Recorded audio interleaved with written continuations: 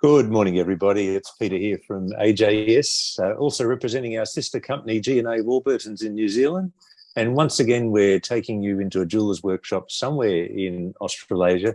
And this week, we're heading to the South Island of Tasmania, and we're meeting the sunny Jackie Ribbons. Welcome, Jackie. Great to have you back on board. Good morning, Peter. How are we? Excellent, and you're looking well as well. Thank you. Yeah, hair resplendent as always. Oh, no, I didn't go to the barber's yesterday, but never mind. Now, tell me, Jackie, I go every 5 weeks. I reckon you go more frequently than me. How often do you go? 2 to 3 weeks. Right, yeah. There's a Depending reason your on the hair looks so weather. schmick. This is winter length. Okay. But I have got to show you, there is a reason. Every jeweller will get it. Okay. Okay, the loop. See? Doesn't mess your hair up. That's why you have short sides. You don't want to get loop hair, do you? No, you don't. You certainly don't. It's bad as cap head. Excellent. Well, Jackie, welcome back on board. It's great to have you back. And today we're doing a presentation entitled Treasured Tools. So we're going to be discussing a few tools that have special significance to you. Yes, it was a bit of a sleepless night last night trying to think of, okay, out of you lot, which one is going to come forward? I know you have a plethora of tools, and I'm sure there's a lot of special ones in there. Yes, there is. But I think at the end of the day, it's, we can all go on about the flash stuff that we all use, which is, the micro motors or the lasers or the whatevers. But at the end of the day, it's what you use. For me, it's about what you use every day that reminds you of something or gives you a bit of a light-hearted kick. And there's a few that, well, as a lot of you would know, I lost all my tools with the flood 6 years ago. So the treasured little bits that I've got left that are old tools is limited, but I've still got a couple that give me a little tickle every now and again, and that's this one, which is still, if I look really hard, that is the original AJS label. You're kidding. I'm not. And I bought this, 36 years ago. Who'd you buy it off? Noah? AJ, yeah, when he was a lad. It's sentimental to me because you see those little crunch marks all there? Yeah. Where it looks like I should really throw it in the bin, but I never will. I'll take it to the grave with me because my dog that is long gone now, my husky, used to come into the shop in the Rocks with me back in the day. He chewed that as a puppy. Yeah. So that every time I pick it up, I think of him and I get a little bit of a grin, sometimes a little tear in the eye, but that's because it's rawhide. The dogs love it, But, okay. What was your dog's name? Tucson. I used to go to the Tucson Gem Show every year back in my 20s, and it was really weird because I'd bought this husky and he was a little tiny 6-week-old puppy, and I went to the breeder and I'd left him overnight thinking, I'm going to think about this decision because it's a big decision to get a husky, and as Andrew from AJS knows, and I'd left him overnight, and overnight I'm thinking, he's a black and white husky. What can I call him? I'm thinking smoky quartz or obsidian, or go through all the gems. And I went back and I said, look, I can't think of what to call him, but I'll think about it. And she said, do you want his kennel name? And I said, that you've got to pre-register. I said, yeah, okay. And she said, he's called the Tucson Kid. And I went, oh my God. So he got called Tucson because I was going to the Tucson Gem Show every year. So that was fantastic. And so that's what I think about when I pick up that. And do you use that at all still or not? Absolutely. I mean, I've got drawers of hammers, but I will still pick this up and use it. And if you put that see how I did little rope work around the handles. Yeah. That looks pretty ancient now, but that's pretty old, but it helps with your grip. It centers you into your hand, and it helps with the grip if anybody needs help with their hands or is losing their grip a little bit. Not that I'm losing my grip, but it does help. Everything that makes something easy, make it easy. So that would help anyone? Yes, it would. Yep. It makes a huge difference. The difference between that little bit of rope work on the handle and not, if I pick up one that hasn't got that on, you can really tell the slippage, if there is such a word. But that's handy on the handle. Yeah. The other one is my gem tweezers. I mean, I've had these since I was 21. I opened up that shop when I was 21, and I've had these ever since. And it's really worth investing in good tools, as they say. And these are as much as I could pay back in the day.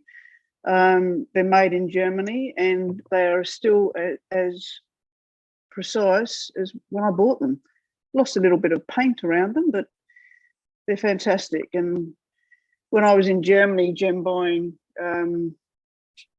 back in when you had your briefcase, I'd pull them out of my briefcase and boom, boom, boom, boom, sort the gemstones out, sort of parcel out, and I can still do that with those today. They're just fantastic. They're really good quality. So what makes them good quality over a standard pair of tweezers then? Because they hold the tension. You don't have to reset the tension in the hold. And when you pick up a gem, it's not going to go ping across the room, and it's just going to stay there. So that with that amount of grip, you can hold that, and it's not going to go poing, and you're playing tiddlywinks on the floor, as all of us have done. So they're just a nice piece of kit. Simple, but nice piece of kit. Oh, Similarly simple, I think sometimes making your own tools, which on the bench I've probably got a good third of stuff that I've made myself, which you make something that's custom. Most of the tools are then made for your own size hands or your own grip. This I made out of a carpenter's centre punch, and I just made that end smaller, flattened the top, highly polished that part, and I can pick up diamonds with that, and use it as a little bit of a pusher. My main pusher is brass, but I can still use this as a bit of a pusher. Not with tourmalines or something like that, but definitely with sapphires or diamonds. And that's in use pretty much every single day. And I've lost count of how many years old that is. But so Jackie, I've noticed. I've noticed it just exactly on that. A lot of jewellers manufacture their own little tools out of old tools to serve a certain purpose. Yeah. And you use different steels, so no burr is usually thrown away. I mean, I made one. Hold on. I made this 2 days ago. I needed another little. Where are we? Where's the camera? I needed another little scribe, so I made that out of an old burr that had broken off.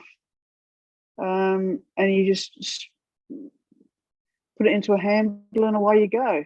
So you personalise it, but you also can make the tools so specific for what you're doing. That I needed to push some silver over a stone. I needed a tiny little point, so that was easy.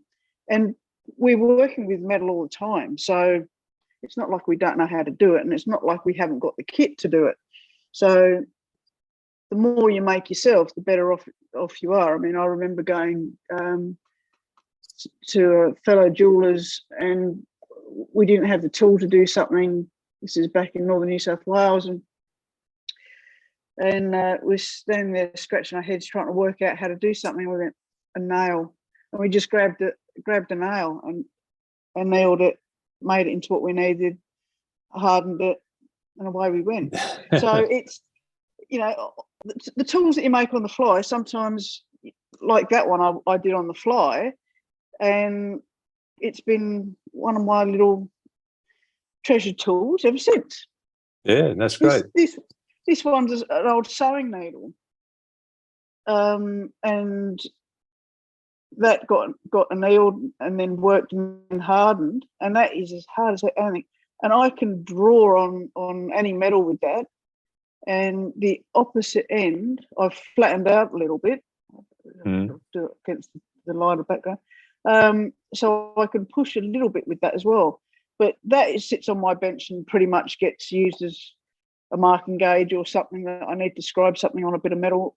That gets used pretty much every day as well. As simple as that is. Just an old sewing needle. And the sewing needles that your mum or your gran used to have or your dad, won't be sexist there, in a sewing machine are also really good hard steel. So they're worth reinventing into little tools as well.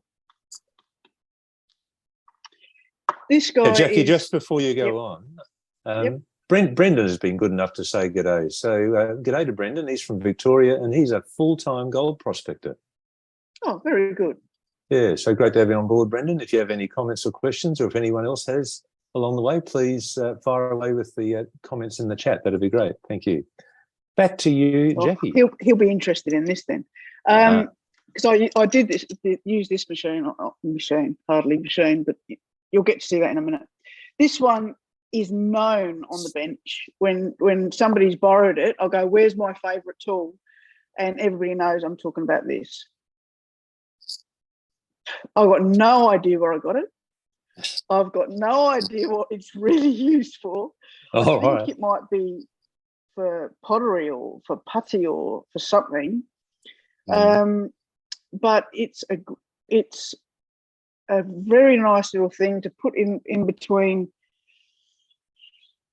gallery wires or things that you need to prise open, where you've got really limited space. And this gets used quite often, and I love it.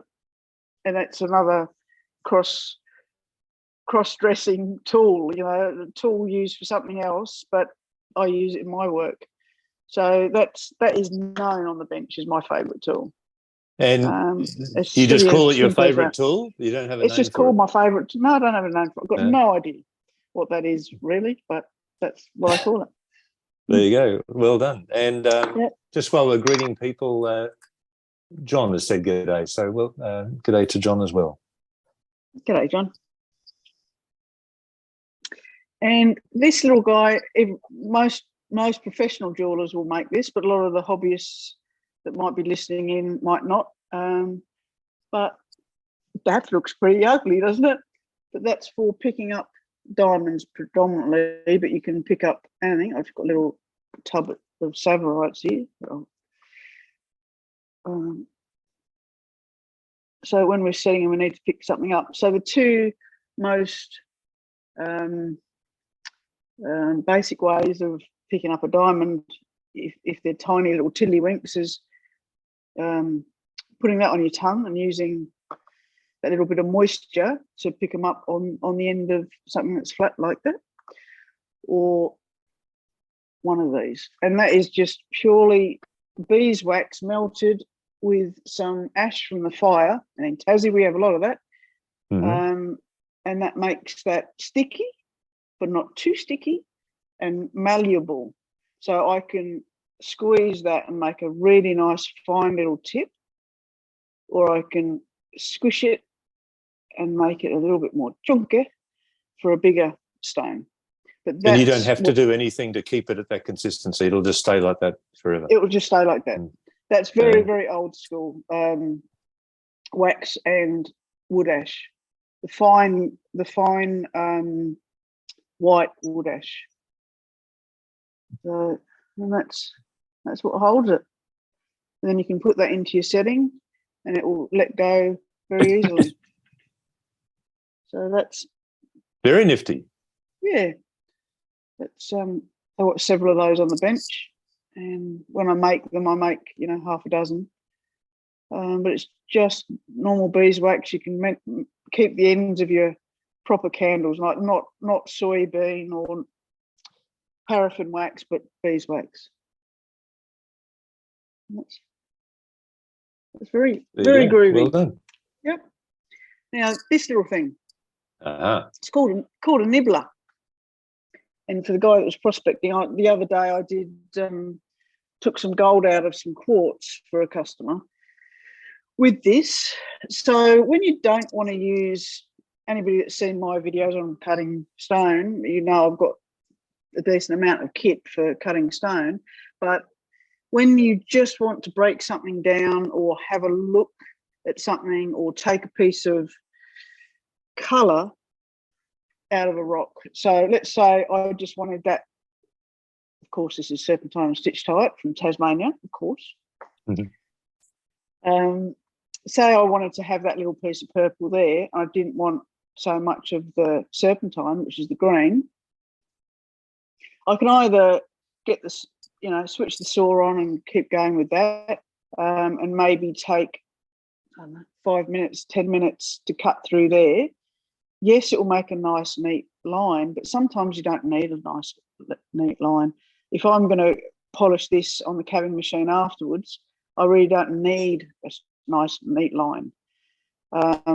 So if you're in the field and there's no electricity, one of these is what you need. Now, I was given this by a very close friend called Chris Parkinson, who is still a very close friend, and I was delighted when he gave me this because he used to use it at the Isa, and I'm still using it now. It looks like a device of torture to me, Jackie. Yes, put your finger in here and we wind this down. Yes, you need to keep small children away from it and probably teenagers away from it. But so as rusty as it looks, it still works perfectly. And it's just a simple mechanism of a handle moving down with two pointed jaws here. They've got a bit of a profile, if you can see that. Yeah. So that's like that. And so you put your rock in there, and this is usually clamped to the bench, but because of the video, I can't do that. So I'm just going to wing it. So I'll go sideways, you can watch it. And without very much pressure, away she goes. Oh, wow. Look at that. So there's our piece that we can now cut and polish. And there's our piece without a hammer mark on it from being smashed. And it didn't really need a wet saw. So when you're cutting down, so like the piece of gold in quartz the other day, so if I try and run a piece of quartz with gold in it through the wet saw, I'm going to do one of two things. I'm either going to ruin it by running through a bit of a vein of gold, or I'm going to waste gold going into the water of the wet saw. And when you work with this to get rid of the quartz around a piece of gold, because sometimes the gold goes through you'll get the vein of gold going through the quartz, and with this, because the quartz is softer, or not softer than gold is softer than quartz, but with this you can turn this and it will break away the quartz from the gold instead of sawing through it and ruining something.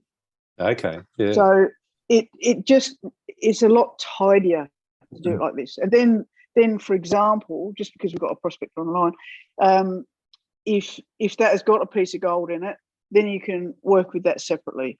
So you're trying to break it down into pieces that are manageable or getting you to the result you want. So for example, this was me getting to the purple that I wanted. And you can do bigger specimens like that and just cut them in half and see what the pattern is going through it. So yeah, an oldie. So Jackie, we might ask Brendan, our gold prospector, if he's used a device like your nibbler in the past. So Brendan, if I could make a comment, that'd be great. So we'll find out. Okay, where to now then, Jackie? Well, I think there is not a workshop in this country that doesn't have two things, and I think they're the most vital pieces of equipment.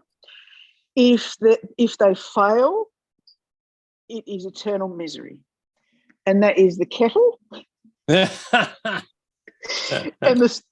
the music speakers. So they're the two things that I think that are absolutely vital in any workshop to keep everybody running. So when you start your day, it's on with the kettle and on with the music. Yep. Yeah. Yep. And what sort of music do you like to listen to during the day? It varies from Eclectic? reggae to classical to punk. So it has got a big variety. And you can usually tell what sort of a mood I'm in by telling what music's on. But it's very good. The other nice piece of kit, if anybody's interested, if anybody's got a shop. So as you know, Peter, I've got the shop here, and when you're dealing with the shop, you're dealing with cleaning, and you're dealing with cleaning every day, all day, when you're in the shop. So there's another piece of kit that is very, very good that AJS does sell, which is this. And unlike most cleaners, you can take, I'll just grab these earrings, something with a variety of stones on that you may not be able to put into the ultrasonic. You can do this with opal, you can do this with amber, and you can do this with pearl, and there is no way that you would put those things near an ultrasonic. And this just works by electrolysis. You take said piece of jewellery and you put it in said liquid and it will bubble. And you pull it out and it is clean. About 30 seconds, you've got a little unit here that lights up when it's in the liquid, and it will clean anything that's tarnished in the shop or anything that you've had sitting for a while, or you've got to put out for the public or a show or whatever, and you've had it sitting. This will take all of that tarnish, or everybody thinks it's oxidization. It's not. It's actually sulfur in the air that creates the greyness. And you can use it with, I don't know, there's a stone that you can't use with this. Obviously, normal rings that are solid, not a problem. Gold, any metal. I don't work with brass and it's not silver or gold, but I'm sure it would work with it, and I can highly recommend that. I think AJS took it on a couple of years ago. I think it's made in Queensland, I think, and it's brilliant. It changed the face of how I clean the shop. So normally it's the Harbour Bridge. You finish one end and you start again the other, and and it's relentless. But with this, you can hook several rings on it at a time. So there's how many? 1, 2, 3, 4, 5 rings there, and I can put those on there, put that into the solution. I'll just show you. So the light comes on and you just wait until that light goes off. Let's pretend it's gone off, shall we? It's usually 30 seconds. And then I pull it out, rinse it in a little bit of water, dry them off, and away you go. So what's the brand of that one there? Well, it's JRC Solutions on the machine. And I think that's and on you get a little thing of solution. So you put some of that solution, according to the instructions on the back, into your tub with a bit of distilled water, and that's your electrode that goes into one side of the tub. And I've got a tall, when I'm doing chains, I've got this, and I've got a taller one that I don't have to wrap the chain all the way around this to put it into the solution. I can just put it straight into the top of the tall one, which makes it a lot easier. But it's fantastic. That's a Iron Stream commercial Ionic cleaner. That's the one. I'll put a link in the Facebook. Yeah, it's absolutely post. game changing. Just standing there with cloths, and it's the only liquid I would use. I mean, I really don't like liquid dips that you buy in the supermarkets, and my customers come in with something they've polished with that, and then I've got to recover it for them. So this is the only solution I've ever used in 36 years, and it's mind changing. It's game changing. It really is. Oh, great to see you've had a lot of success with it there, Jackie. Yes. Yeah. So have we reached the end of our journey? Yes, that'll do me, because I can talk forever on this. Oh, let's save some more for another day. That's fine. I know from personal experience you have a mountain of tools. So yes. Yes. Got a bit of a problem with it. But yeah. She who dies with the most tools wins. Remember that, Peter. Oh, is that right? Oh, okay. It is. Yeah. Yeah. Well, Jackie, thanks so much for sharing this morning. Thanks to our online viewers, in particular, John and Brendan. And we'll look forward to seeing those and you again sometime real soon, Jackie. Thanks, Peter. Have a good day. Okay. Bye-bye. Bye.